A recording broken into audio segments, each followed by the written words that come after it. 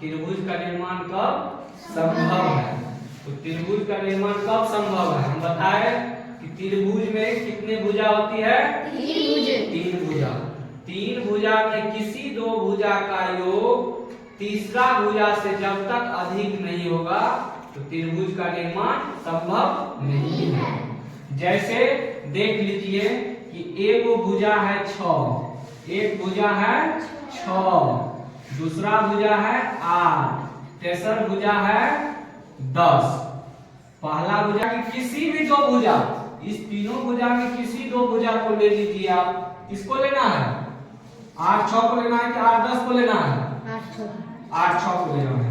तो 6 प्लस 8, तो 6 प्लस 8 को जब जोड़ते हैं कितना आ जाता है, 14। देखो तो ये 14 तीसरी भुजा से बड़ा है, या फिर दूसरा जो भुजा दूसरा ले लो कोई भी, जैसे 8 और 10 ले लिए, 8 और 10, तो 10 8 18। देखो तो 6 से बड़ा है, तीसरी भुजा से बड़ा है, 6 8 14।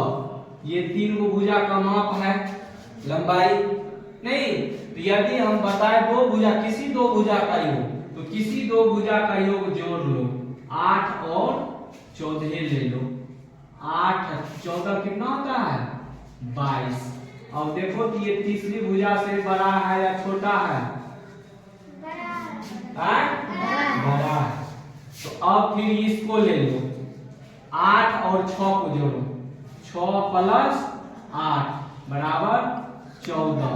क्या ये तीसरी भुजा 14 से बड़ा है, बराबर है।